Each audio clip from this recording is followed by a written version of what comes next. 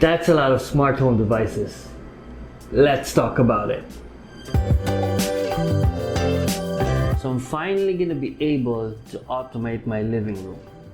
I just finished automating this room, and I've also automated parts of my garage. You might have seen it in one of my other videos.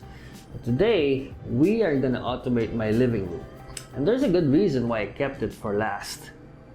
I'm not the only one using that space. And if you have been using smart devices for a while now, you know that not everyone is comfortable using smart devices. Not everyone is comfortable using voice commands, and not everyone is tech savvy to memorize all the phrases to trigger certain scenes. And that's why for shared spaces, it's really important that you consider the other person's using the space.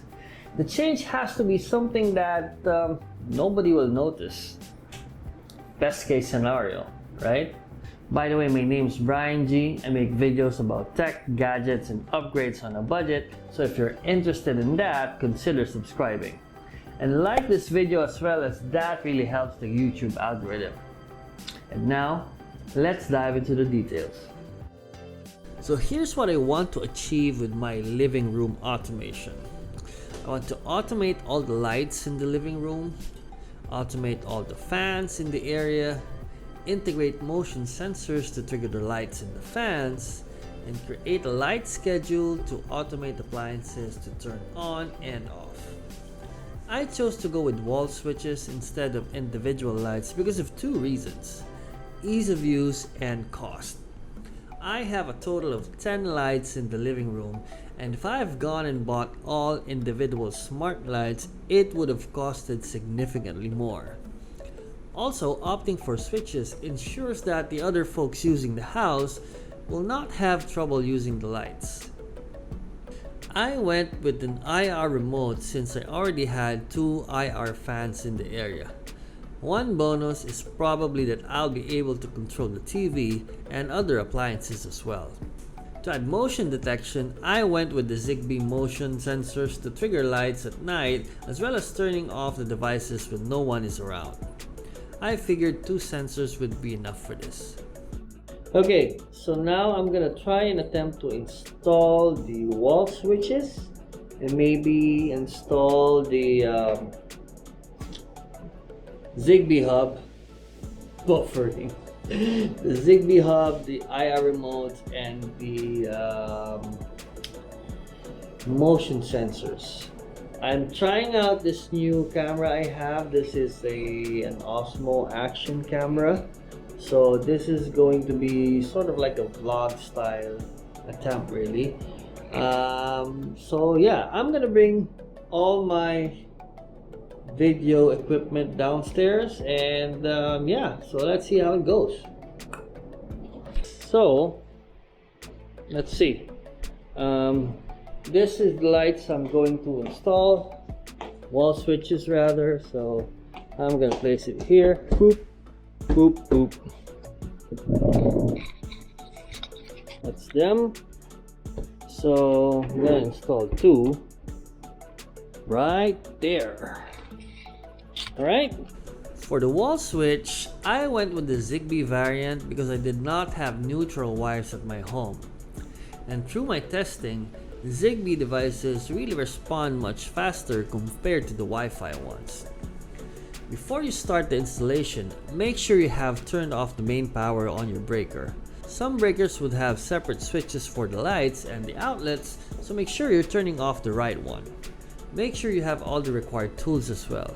In my case, I needed a regular Phillips screw, a small screw set, and pliers. If you're not comfortable changing the switches yourself, it's always best to hire a professional electrician.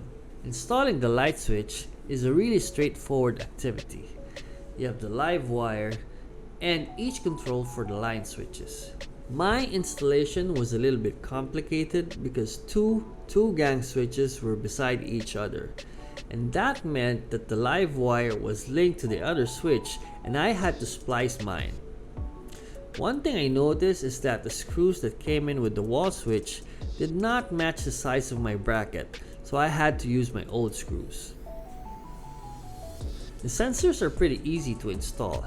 The challenging part is figuring out where to place the sensors for the right triggers. The same goes with the infrared remote. You need to do some testing to find out the optimal range to ensure this triggers every time. The IR remote does not come with an adapter, so you'll have to get one if you're planning to use a socket for it. If not, you can use any USB powered outputs for this. I was able to use one of the USB outputs from my router for this. Having a Zigbee Hub makes setting up things a lot easier. First, you set up your Zigbee Hub by resetting it and adding it in your Smart Life application, then add all the Zigbee devices by resetting them all. You don't have to add them one by one, as they would appear in your Zigbee Hub at the same time. I finally installed all the devices, 3 wall switches, 2 IR remotes, and 2 motion sensors. So now, I'll be able to control all the lights and all the fans. Let's try that out. I'm using Google Home as my dashboard because I like the layout. You can use Alexa if you prefer that. The Google Home dashboard allows you to control all the lights with one button or control them individually. It also groups all your devices by rooms. The dashboard works really well with lights as it shows you which lights are on within your household. IR controlled devices, on the other hand, are not too accurate as they are dependent on your last inputs. Voice commands also work. To make specific combination of lights and fans, you will need to configure that in the scenes. I started out with simple automation, mainly the schedule to begin with. Like I would turn on the lights maybe during 6 p.m. and have it turn off during 12 a.m.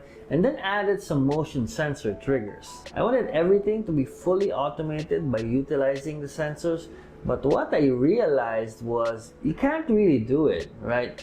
I'll give you an example.